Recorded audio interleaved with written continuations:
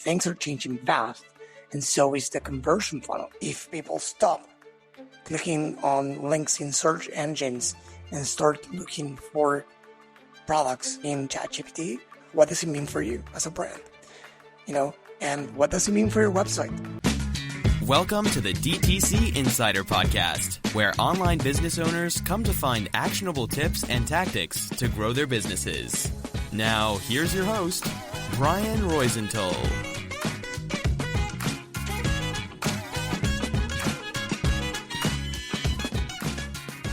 Hey, welcome to another tactical episode of the DTC Insider podcast.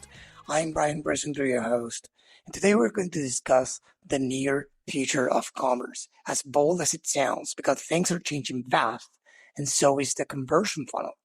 If you think about it, you have invested probably a lot of money in your conversion funnel.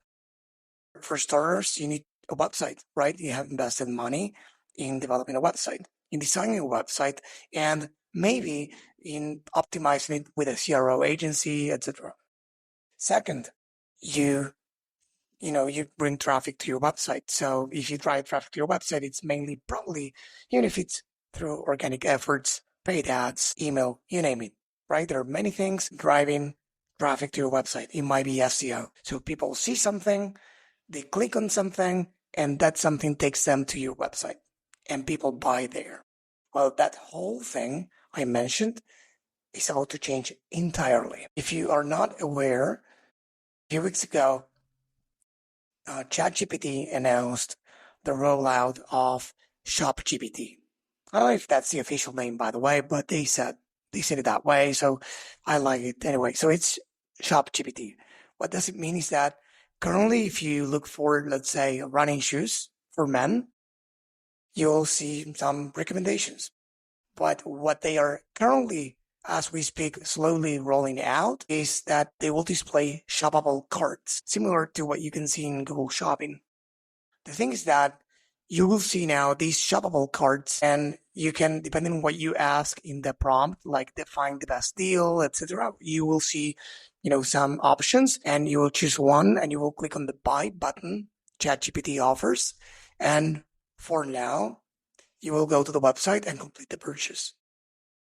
Shopify, at the same time, has already announced a partnership or an integration with ChatGPT, meaning that you'll be soon able, I believe it's going to happen in 2025, who knows, to buy within ChatGPT, maybe, within Gemini or Complexity as well. But this is already here. This is happening. And one more interesting stat comes from KnoCommerce. It's a post-purchase platform, and much more than that, but it allows you to collect data after someone buys, mainly, and from the thousands of merchants they work with. They have a lot of data, and they see that 27% of clicks that then result in orders come from search engines. 27%. What's the problem? If people stop clicking on links in search engines and start looking for products in these LLMs, let's say again ChatGPT, what does it mean for you as a brand? What are they going to see? How are you going to appear there as an option? What do you need to do to be there? And what does it mean for your website? Because your website is not just a website. It's branding. You say many things there. If you are using it wisely, you say many things. It's like people get a chance of getting a sense of what you are about, your vibe, your energy, your core value propositions, what you're currently offering, the best-selling products. There's a reason for it to be.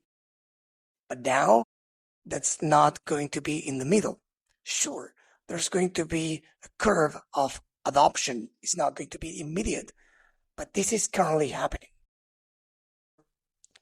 Again, to do a quick recap, the current funnel looks as follows. In a successful scenario, people discover your brand through social or search engines. They go to your website and they buy. Now, they are going to discover you through these LLMs. Again, Even if you are searching on Google, you might have realized that, when you search, the first thing you see is a Gemini result, right? You see an answer because these days people want an answer. They don't want to click on a link to go to a destination. They want an answer.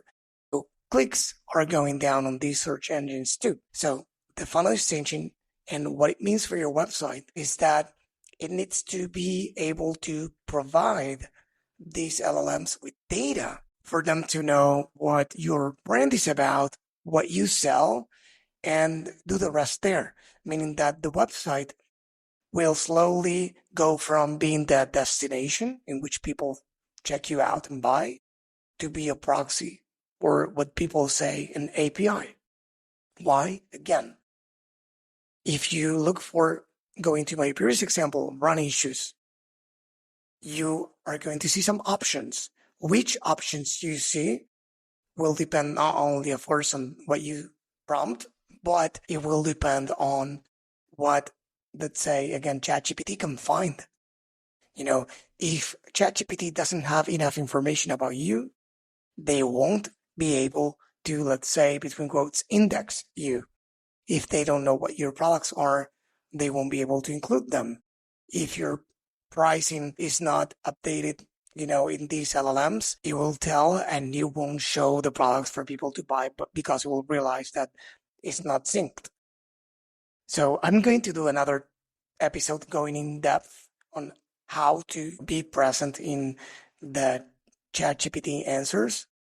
But for now, what you need to know is that the funnel is changing and we are entering the era of distributed commerce. We first saw last year social commerce that took slowly people away from the website, but it's not there yet. But AI adoption, well, it's here.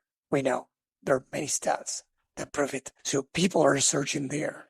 So it's safe to say that if they can buy without leaving the platform, they will do so. So get ready, try to do some research and see what you can do as a brand to, improve your website or update your website to feed ChatGPT with information. This episode was brought to you by BSR Digital. We help DTC brands grow through paid ads and email marketing campaigns. If you'd like us to help your business grow, head on over to bsrdigital.com and schedule a call with us.